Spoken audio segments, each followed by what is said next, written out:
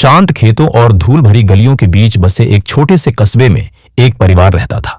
दादी, उनका बेटा, बहू और उनकी पोती ग्रीष्मा। बाहर से देखने पर वे एक साधारण सा परिवार लगते थे, पर उन दीवारों के भीतर की सच्चाई सिर्फ ग्रीष्मा जानती थी। बंद दरवाजों के पीछे का दर्द ग्रीष्मा की दादी। सब उन्हें प्यार से दादी बुलाते थे। एक ऐसी औरत थी जिन्होंने जिंदगी की हर आंधी का सामना मुस्कुराकर किया था।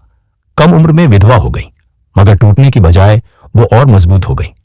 उन्होंने गांव भर के कपड़े सिले, भारी टोकरी सिर पर उठाई, अपनी हर जरूरत को पीछे रखकर अपने बेटे को पाला, उसे पढ़ाया, उसे बड़ा किया और उसके लिए अपने पूरे जीवन को खपा दिया।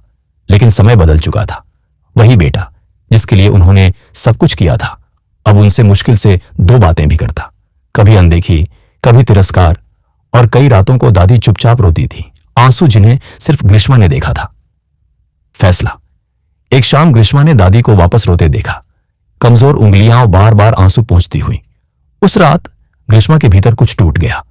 उसने एक कागज लिया और एक छोटा सा नोट लिखा। मां, पापा, चिंता मत करना, मैं दादी को 2 से 3 हफ्तों के लिए बाहर ले जा रही हूं। हम सुरक्षित रहेंगे। ग्रीष्मा। नोट को डाइनिंग टेबल पर रखकर उसने दादी का सामान पैक किया, फिर उनका हाथ थामा और बोली, दादी चलिए, आपको वो दुनिया दिखाती हूं जिसे आप हमेशा देखने की हकदार थीं। दादी कुछ पल तक स्तब्ध खड़ी रही, फिर उनके होंठ कांपे, एक ऐसी मुस्कान में जिसमें अविश्वास, कृतज्ञता और उम्मीद का मिला जुला रंग था। एक यादगार सफर।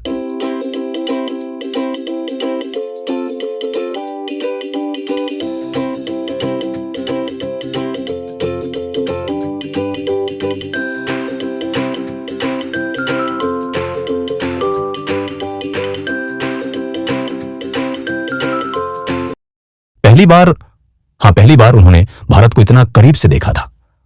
हर रात ग्रीष्मा घर पर फोन करती, सिर्फ इतना कहने के लिए, हम ठीक हैं। और दादी, उनका चेहरा जैसे फिर से जीवंत हो रहा था, खिल रहा था। 3 हफ्तों बाद जब वे लौटे, ग्रीष्मा के माता पिता गुस्से में दरवाजे पर ही खड़े थे। ये क्या बचकानी हरकत थी? कहां कहां घुमा लाई तुम उन्हें, बिना ठीक से बताए चली गई, इतनी गैर जिम्मेदार। ग्रीष्मा चुपचाप सुनती रही, फिर धीमे लेकिन दृढ़ स्वर में बोली, पापा, आपने दादी को उनका हक कभी दिया ही नहीं। मैंने उन्हें कितनी बार चुपचाप रोते देखा है। अगर आपने कभी उन्हें प्यार से कहीं घूमने ले जाया होता तो मुझे यह कदम उठाने की जरूरत ही नहीं पड़ती। यह कहते कहते उसकी आंखें भर आईं। वह रुआंसी होकर अपने कमरे में चली गई। दादी अपने कमरे से यह सब सुन रही थी। उनकी आंखों से भी एक गर्म आंसू निकल आया, इस बार दुख का नहीं बल्कि प्यार का। उस रात ग्रीष्मा के माता पिता पछतावे में डूब गए। उन्होंने सोचा, कल सुबह मां से माफी मांगेंगे, उनकी मनुहार करेंगे, उनके लिए कुछ अच्छा करेंगे। पर कल आया ही नहीं। सुबह घर में अजीब सी खामोशी थी। ग्रीष्मा दादी के कमरे में गई। दादी शांत लेटी थी, उनके होंठों पर हल्की सी मुस्कान और आंखें हमेशा के लिए बंद। दादी अपनी अंतिम यात्रा पर जा चुकी थी, लेकिन जाने से पहले वे जिंदगी के सबसे सुंदर दिन जी चुकी थी, अपनी सबसे प्यारी नातिन के साथ। ग्रीष्मा उनका हाथ पकड़कर फूट फूट कर रो पड़ी और दरवाजे पर खड़े उसके माता पिता सिर्फ एक बात सोचते रह गए, हम इतनी देर से क्यों जागे? दादी के जाने के बाद ग्रीष्मा ने एक बात हमेशा के लिए समझ ली, जिन्हें हम प्यार करते हैं उन्हें जिंदा रहते प्यार देना ही सबसे बड़ी श्रद्धांजलि है। फूलों से सजाई आखिर यात्रा से कहीं ज्यादा कीमती जीवन में दिया गया सम्मान और अपनापन होता है। उसके माता पिता भी बदल गए, लेकिन जिस इंसान ने उन्हें बदला वह अब इस दुनिया में नहीं थी।